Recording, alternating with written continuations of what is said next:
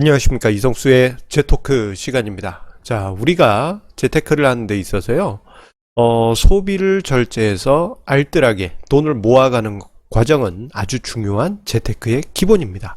자, 그런데 이 소비를 줄이는, 알뜰해지려고 노력하는 이 과정에 대해서 이렇게 말씀하시는 분들도 계시더라고요. 이 개개인이 알뜰해지면 국가 경제가 망가진다. 이렇게 당혹스럽게 말씀하시는 분들도 왕왕 있습니다. 자, 그래서 오늘 제 토크 주제는 이렇게 잡았습니다. 자, 내가 알뜰해지면 국가 경제가 어려워진다? 예, 이런 이야기를 듣고 칼럼을 준비했습니다.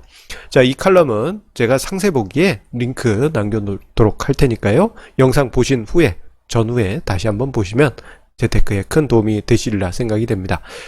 자, 앞서 언급드린 대로 은근히 많은 분들이 본인이 소비를 줄이게 되면은 국가 경제가 어려워진다, 이렇게 생각하신 분들이 많이 계십니다. 그래서 제가 이제 재테크에 관한 이야기를 뭐 칼럼이나 또는 강연이나 이런 데서 이야기할 때 소비를 본인의 적절한 수준에서 절제할 필요가 있다라고 이야기를 드립니다만, 이 점에 대해서 국가 경제에 어려움이 생긴다, 사람들이 소비를 하지 않으면 돈이 돌지 않는다, 자, 이렇게 뭐 나름 논리적으로 이야기하시는 분들이 있습니다.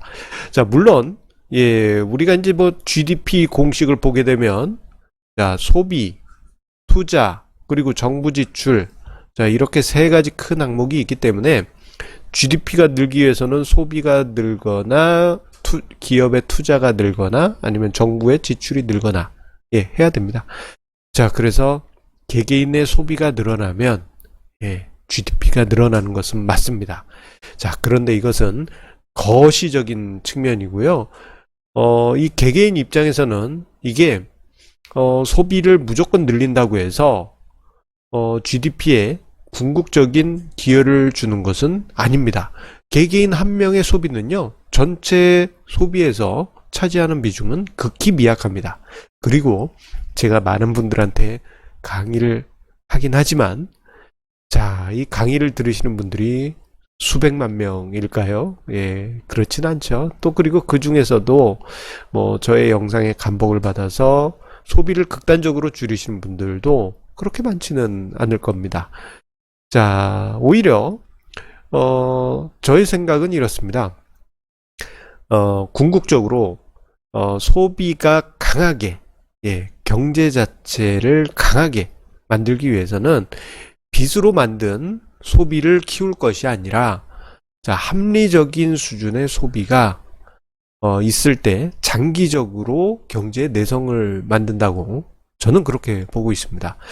가끔씩 이제 뭐 미국도 그렇지만 소비를 늘리기 위해서 빚을 키운다든가 또 레버리지를 키울 수 있는 여러 가지 여건들을 만드는 경우가 뭐 세계 각국에서 왕왕 보여지곤 합니다.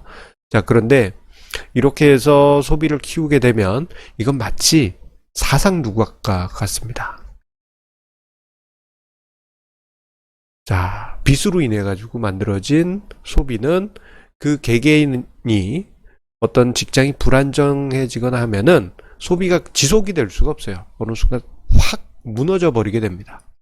자, 오히려 적정한 수준에서 국민 전체가 적절한 소비로 이어갔는데, 그럼에도 불구하고 꾸준히 소비가 늘어난다 하면 이것은 진짜 알짜 GDP에서 차지하는 소비가 될 수 있을 것입니다.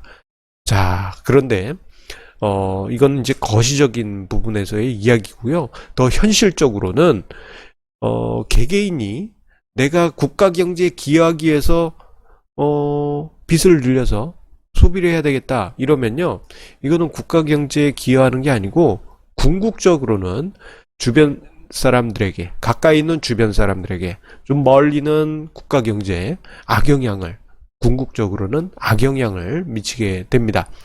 자, 내가 소비를 줄이면 경제가 나빠진다라고 뭐 농담 반, 진담 반으로 그렇게 이야기하신 분들 많이 있습니다만, 자, 이분들이 소비를 늘려서 본인의 부채가 감당하기 어려운 수준에 이르게 되면, 자, 본인의 부채가 감당하기 어려운 수준에 이르게 되면 어떤 현상이 일어나느냐? 가족이나 형제 또는 친구, 친척에게 손을 벌리거나 도움을 요청을 하게 되죠. 자, 이 과정에서 분명 본인뿐만 아니고 주변 사람, 가족, 친지, 형제들에게 경제적 부담을 안겨주게 됩니다. 자, 이로 인해 가지고 본인의 소비만 줄어드는 것뿐만 아니고 주변 사람들의 소비까지도 감소하게 돼요.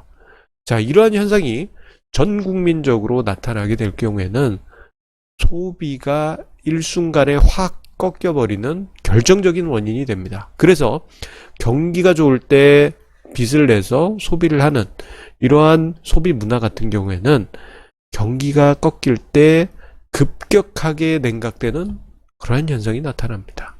자, 그렇기 때문에 내 자신이 적절한 소비를 해서 알뜰한 소비를 하면서 자산을 키워갔을 때 궁극적으로 우리가 국가 경제에 기여를 하고 주변 사람들에게 부담을 주지 않는 경제 구조를 스스로에게 만들 수 있게 되는 것이죠. 그래서 내 경제가 살아 있어야 가계 경제도 살고 주변 지인들의 경제도 살고 국가 경제도 살아난다고 저는 그렇게 이야기 드리고 싶습니다. 그래서 본인의 소비 성향이 과도하다라고 생각되면요. 자, 지금이라도 당장 적절한 수준으로 소비 수준을 낮추고 단계적으로 부채를 축소해 가시면서 나 자신의 경제력의 내성을 키워야만 합니다. 그래야지만 뭐 좋을 때 좋더라도 갑자기 경기가 냉각됐을 때 큰 충격이 본인에게 오지 않아요. 자, 특히나 앞서 언급드린 대로 그렇게 해서 내 자신의 경제력이 살아나게 되면 가정경제가 살아나고 그리고 가정경제가 살아나게 될 경우에는 자, 앞서 언급드린 대로 식구들, 가족들, 친척들한테까지 적어도 부담을 주지 않게 됩니다. 자, 그래서 이렇게 절약을 하셔서 자금을 모아두시면 뭐 여러모로 쓸 수 있죠. 급할 때 병원비로도 쓸 수 있고 그리고 다른 뭐 식구들과 여가 활동을 하면서 자연스러운 소비를 할 수 있을 부담을 가지지 않는 수준에 이를 수가 있습니다. 자, 하지만 빚으로만 소비가 이어질 경우에는 어느 순간 일순간에 사상누각처럼 허무하게 무너져 내릴 수 있다는 점 기억하시면서 자신의 과소비를 마치 국가 경제를 위해 살신성인하고 있다라고 이야기하시는 분들 간간히 계신데 특히 내 친구 아무개 친구야 너 보고 한 얘기야. 자, 핑계 돌리지 말고 자, 소비를 적절한 수준으로 줄이고 그 돈을 모아서 본인 스스로의 경제력을 키워가시길 당부 부탁드리겠습니다.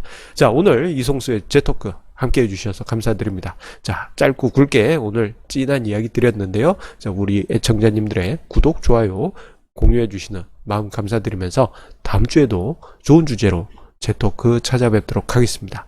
감사합니다.